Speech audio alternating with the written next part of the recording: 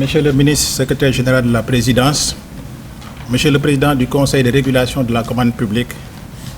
Messieurs les directeurs généraux, Monsieur le directeur de la direction centrale des marchés publics, Mesdames et Messieurs les représentants du secteur privé, Mesdames et Messieurs les représentants de la société civile, Mesdames et Messieurs en vos rangs, grades et qualités respectifs, chers invités, c'est avec un immense plaisir et surtout avec la profonde conviction que nous partageons tous le rêve de voir la commande publique s'ériger en un véritable levier de transformation structurelle de notre pays, que je vous souhaite la bienvenue à cette cérémonie de lancement de la phase pilote de l'exploitation de la nouvelle plateforme de dématérialisation. Je tiens également à remercier particulièrement Monsieur le ministre secrétaire général de la présidence qui a accepté de présider cette rencontre, marquant ainsi son attachement aux initiatives progressistes. Dans sa propension naturelle à la prise en charge de l'intérêt général, l'administration renouvelle sans cesse son approche et diversifie ses perspectives en mettant à contribution les innombrables opportunités générées par les nouvelles technologies de l'information et de la communication. Construites sur la base d'algorithmes recherchés, les solutions développées à partir des nouvelles technologies de l'information et de la communication investissent la sphère de l'action publique pour en redessiner les moyens d'action, amplifier son efficacité et optimiser les ressources publiques mobilisées pour sa mise en œuvre. Mieux, elles conduisent à la création de raccourcis intelligents, sans affecter les fondamentaux des procédures administratives et l'exécution des politiques publiques. Fort opportunément, elles sont réduites au rang de fonctions support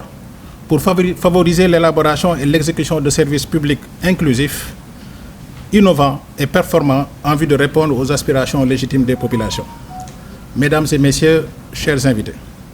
en développant une plateforme destinée à inscrire les procédures applicables aux acquisitions publiques dans une perspective numérique, l'ARCOP s'est inscrite justement dans la dynamique de modernisation de l'administration si chère à Monsieur le Président de la République du Sénégal, Bassirou Diomaye Diakhar Faye, et son Premier ministre Ousmane Sonko. À ce propos, dans un des plus mémorables discours, le Président de la République professait, je cite, « Avec le référentiel présenté et déployé, nous devons consolider durablement une nation solidaire, résiliente et résolument ancrée dans la modernité, le progrès, le bien-être de chaque Sénégalaise et de chaque Sénégalais. » Cette ambition qui est consacrée dans la stratégie nationale de développement Vision Sénégal 2050, centre d'impulsion unique de l'action publique, trouve dans le New Deal technologique son expression la plus vivante. En ligne avec la nouvelle orientation des autorités actuelles, notre plateforme bénéficie ainsi du soutien du président de la République et de son Premier ministre qui ont compris les enjeux en termes d'amélioration de la transparence, de préservation de l'intégrité dans la mise en œuvre des procédures et de rationalisation des ressources. La présence à cette cérémonie du ministre secrétaire général de la présidence en est la plus belle illustration. Mesdames et Messieurs, chers invités, la cérémonie qui nous mobilise aujourd'hui ouvre une nouvelle ère dans la gouvernance de la commande publique au Sénégal. Cette plateforme dénommée Appel, achat public durable en procédure électronique, substitue à des pratiques basées sur des manipulations de dossiers physiques le recours à des solutions digitales dopées par l'intelligence artificielle dont les applications les plus récentes laissent présager de nouvelles perspectives favorables à la densification des performances de l'administration. En effet, en dissipant le papier dans les couloirs de nos fabriques de dossiers d'appel d'offres, elle soulage les administrations souvent prises au piège de ruptures intempestives dans l'approvisionnement en intrants nécessaires à l'impression des documents de passation comme les consommables informatiques. Grâce à une meilleure accessibilité de l'opportunité de marché, désormais disponible en ligne, cette réforme contribue à la démocratisation effective d'une commande publique qu'une certaine perception, assez caricaturale du reste, décrit sous les traits d'une forteresse impénétrable que seule une catégorie d'opérateurs privilégiés peuvent en percer les mystères. Ainsi, En surfant sur une bonne pénétration de la fibre optique au Sénégal, notre plateforme porte l'information marché jusqu'aux coins les plus reculés et en temps réel. Ce faisant, elle assure un égal accès de la commande publique à tous les candidats qui pourront également, sans se déplacer, construire leurs offres et les soumettre sans aucun frais. Dès lors, notre plateforme jette les bases d'une commande publique désenclavée et accessible à tous. Plus concrètement, ce nouvel outil de gestion de la commande publique a su faire du clic le principal mode de transmission des dossiers de passation. En effet, en un clic, le dossier d'appel d'offres est transmis à la DCMP pour revue. En un clic, la DCMP communique le cas échéant ses observations. En un clic, l'avis d'appel d'offres est publié. En un clic, le dossier d'appel d'offres est mis à la disposition des candidats.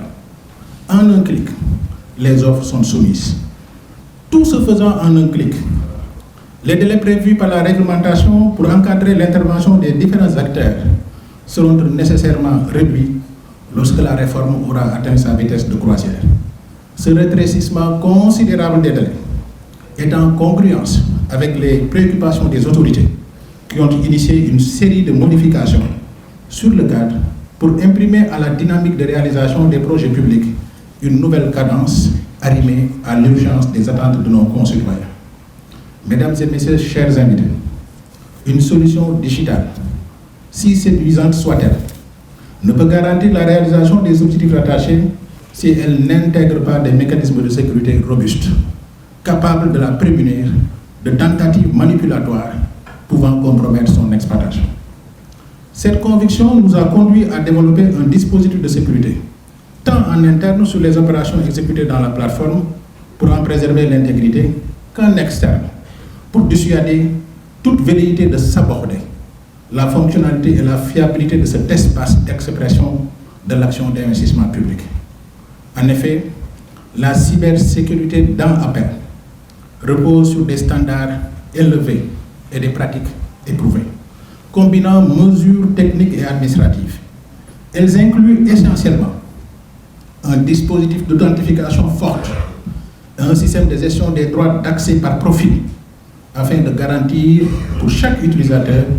des informations fiables. La signature électronique et l'horodatage pour assurer l'intégrité juridique des documents et empêcher toute falsification. Le chiffrement des données en transit et au repos, protégeant les informations sensibles contre toute interception ou accès non autorisé. Un système pare-feu pour la détection en temps réel des intrusions frauduleuses et un schéma de protection contre les attaques DDoS pour sécuriser l'infrastructure contre les attaques externes. Enfin, une traçabilité complète et un audit de toutes les actions permettant de détecter toute anomalie ou toute tentative de fraude. Pour renforcer ces dispositifs, nous avons planifié des revues régulières devant être conduites par des spécialistes, comme ceux de la direction du chiffre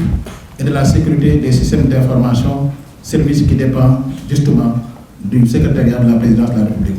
pour valider les mécanismes de protection et garantir leur conformité aux normes nationales et internationales. De plus, des tests poussés de vulnérabilité et de résistance ont été réalisés sur la plateforme, sur la base de simulations d'attaques réelles pour s'assurer de la robustesse et de la fiabilité du système. Mesdames et messieurs, chers invités, ce bisou que nous célébrons aujourd'hui est l'œuvre de jeunes Sénégalais formés à bonne école, sous la férule du cabinet 2SI, dont la robustesse de la fibre patriotique de sa patronne ne laisse place à aucune forme d'hésitation lorsqu'il est question d'intérêt public. Pendant plus de 7 mois, des développeurs back-end et front-end, un testeur qui a accepté de rentrer au pays, un designer que j'ai engagé, travaillant en distance, ont accepté de travailler d'arrache-pied avec une équipe composée des techniciens de l'ARCOP, de la DCMP, du BOX, de la DTAI, sous une forte pression, renouvelée à l'occasion des réunions techniques tenues systématiquement tous les lundis pour mettre à la disposition du Sénégal une plateforme sûre, ambitieuse et extensible à souhait en raison de son profil modulaire. Le Conseil de régulation, sous l'inspiration éclairée de son président, Mamadou Dia, a accompagné ce processus avec intelligence, en mettant à disposition les moyens nécessaires à son développement, sans compter les nombreuses préconisations progressistes faites à l'occasion des séances de démonstration organisées à leur attention. Toute ma reconnaissance à la Banque mondiale, qui a pris l'engagement de soutenir le développement des phases complémentaires sur la base d'indicateurs discutés et acceptés. Mention spéciale à la communication et aux membres du comité d'organisation. Pour clore mon propos, je voudrais remercier son Excellence, Monsieur le Président de la République, Bassirou Diomaye Diakhar Faye, et son Premier ministre, Ousmane Sonko, qui ont très tôt cru à ce projet en nous envoyant leurs conseillers Haïti, dont les observations ont qualitativement fait évoluer la plateforme. Je vous remercie de votre aimable attention.